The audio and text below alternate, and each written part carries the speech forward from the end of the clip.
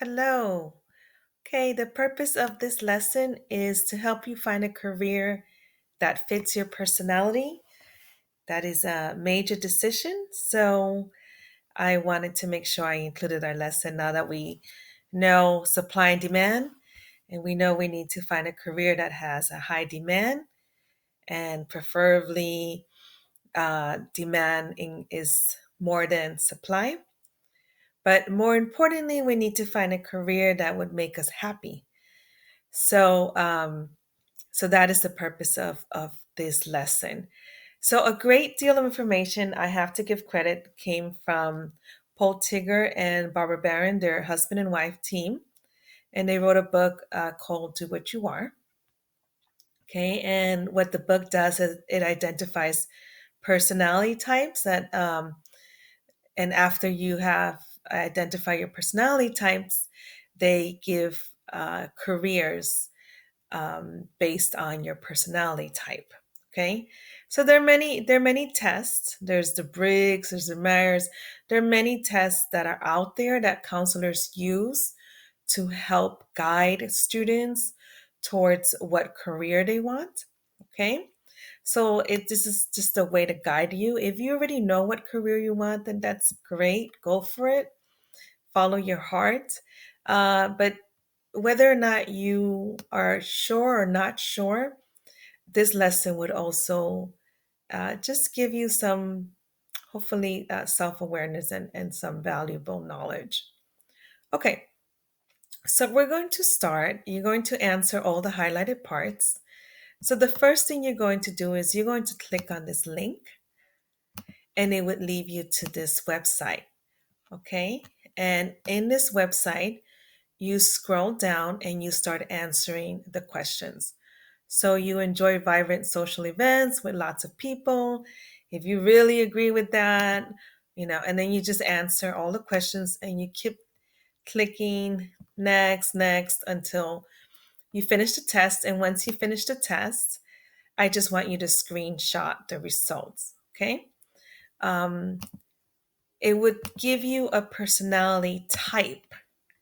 Okay. And there's 16 personality types, which I will explain. Okay, so they're going to give you uh, just four letters. Okay, and you would just read up on it and see, like, oh my goodness, is this me or is this not me? Just tell me whether or not you agree with the findings. Okay, I want to explore a little bit more of it, just in case the test was not that clear. All right, so when they talk about the personality types, they break it up into four dimensions. And the first one is how we interact with the world. Okay, so where do we get energy from? So they label extroversion or introversion, and let's see what that's about. All right, so extroverts or introverts, as many people say, they tend to think outside their head, where introverts tend to think inside their head. So um, these are characteristics of extroverts, and these are characteristics of introverts. So we're going to read over that, and then you're going to tell me which one do you think you're more like, and why do you think that? Okay.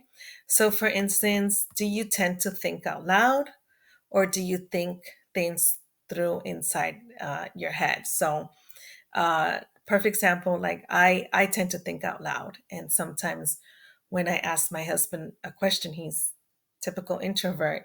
He doesn't respond, and it took me a while to realize, he processes things differently.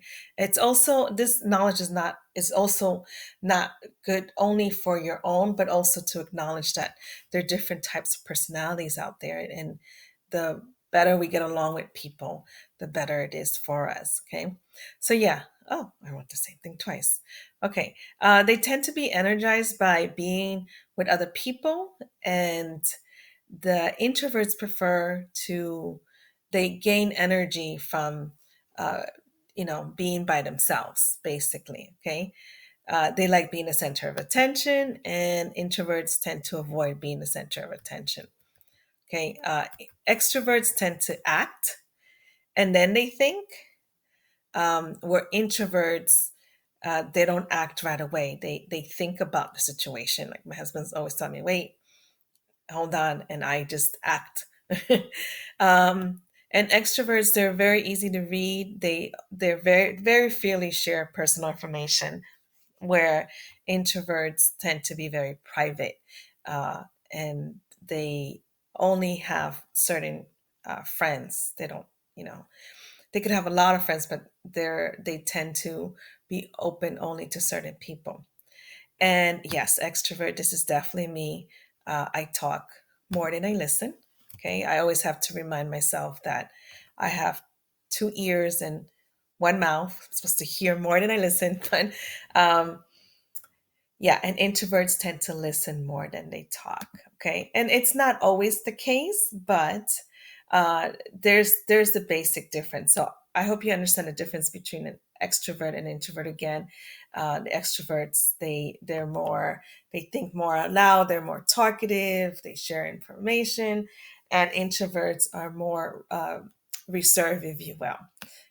They think, uh, I don't want to say the word shy, because you can have extroverts that are shy and introverts that are not shy, but introverts tend to keep more to themselves. Okay. So, right here, I want you to tell me what you are and explain why you are that. Okay. And then again, it goes back to how we interact with the world. Okay. So, for instance, I'm an extrovert and I'm a teacher, and I love going out and speaking with other people and talking and having class discussions. But my best friend is an introvert, and she's also a teacher. She's an elementary school teacher. So, certain careers tend to attract a certain type of personality. And people always tell my friend, "How are you a teacher? You're so shy." But she enjoys it. So, again, we have to take everything with a grain of salt. But it is a way to help you find a career that, to know yourself better. Know thyself, as the old African proverb says. Okay, the second type of information is what we naturally notice. Okay, so are we sensor? Do we um, do we rely on our senses? You know, the smell, touch, feel, or are we more into the intuitive? Okay, and or I mean, I don't want to say the sixth sense, but yeah, the sixth sense. So someone who censor is they trust what is certain and concrete, right here, like they have facts. Okay, where intuitive people are more into inspiration and inferences. Okay, so it may not be there, but they go beyond the senses. Okay, so the sensors, they like new ideas only if they have practical applications, and intuitive people, they tend to like ideas and concept for their own sake. So I'll give you an example. When my daughter was having a Frozen birthday party, and my mom and I, who are both very intuitive, we wanted to make a castle. So we have all these excited, crazy ideas, oh yeah, let's make a castle. And my husband's like, okay, how are you going to do that? Okay. So definitely my husband is more in the sensor, where I'm more intuitive. Okay. Where he values realism and common sense, where intuitive are more into imagination and innovation. Um, yeah, they're like, oh yes, let's make the castle. And he was more like, okay, how are you going to do that? Okay, and sensors, they like to use and hone established skills. Okay, so it's skills that they already have. Where intuitive, they like learning new things. Okay, and they get bored easily. So something like teaching, where it's always something new every year. So we tend to pick careers that, we always try to better things. And um, okay. So right here we have sensors. They tend to be very literal. Okay, and they give very detailed information. where this is definitely me. I always use metaphor and analogies. So if you're always saying things like similes, like, oh my goodness, that's like this, or that's like that, when or you equate things with something else, you speak metaphorically, then you tend to be more intuitive. Okay, so right here, you're going to write, what are you? Do you like facts? Are you more down to earth? Are you more practical? Do you rely on your five senses? You're always well, okay, let's think about what happened, what we learned, and the present. Or are you more of like, no, ideas? You tend to dream a lot. You like to create your imagination, and you're always, most of the time, you're thinking of the future. Okay, so pick one. Or if sometimes you could be 50-50, and the test will show that. And then you would pick like careers that may be geared towards both types of personality, but see where you lean more towards. Okay, so that's what you would write there. Oh, I forgot. Okay, well, I did that. All right. The third one is how we make decisions. Okay, so thinkers, when they make a decision, they kind of step back and they're just like, this is the way it is. Okay, this is the solution to the problem. Where feelers just consider, well, how's this going to affect other people? Okay, um, thinkers are more like, this is logical and this is fair. Okay, where feelers are like, well, let's see if there's exceptions to the rules. Okay, okay, the thinkers naturally um, see flaws, and they tend to criticize, not to be mean, but they just try to see, okay, how are we going to make the decisions? Let's see how it's going to work. Where the feelers are more into, well, how is it going to affect others? Okay. And because of that, sometimes thinkers could be seen as heartless or insensitive. Okay. Like, this needs to be done. Okay. Um, and feelers, they tend to sometimes do things not based on what needs to be done, but what's going to be the end result. How are people going to um, react to that? Okay, so right here, it's okay. So thinkers are there. It for them is like, it's to be truthful. Okay, so let's say that someone says to you, "Oh, how does this dress look on me?" Or, "How does this shirt look on me?" And you're like, "Okay, it looks terrible." If you're the type of person who like, "Oh, that looks really bad," then you're more truthful than tactful. If you're the type of person that you don't want to hurt the person's feeling, and you're like, that other shirt looked nicer, then you tend to be more of a feeler. So I'll give you an example. Okay. I once had a student who unfortunately had a very bad heart condition, and her only goal or dream was to just get a high school diploma, but she had very low skills. Okay. We weren't sure if she was going to make it. So I was torn because uh, if I pass her, she, would be so happy. She gets a high school diploma, and um, if she passes, then I, she at least passed happy. Where a thinker would be like, well, she doesn't have the skills, so she shouldn't get the diploma. So if you're in that situation where, let's say you were the teacher and you had a student who had a heart condition but had low skills, would you pass that student? Okay, if you said no way, okay, that it wouldn't be fair for other students, then you're a thinker. And if you're saying, well, there are exceptions to the rules, then you tend to be a feeler. Okay. So take a look here and reflect and see where you lean more towards. Okay. And you could give me examples in your life. And right here, right, I am a feeler because, and then you could use any of these words here, and then you could give an example. Okay. So the fourth dimension that they look at is if you prefer to live in a more structured environment or more spontaneous. Okay.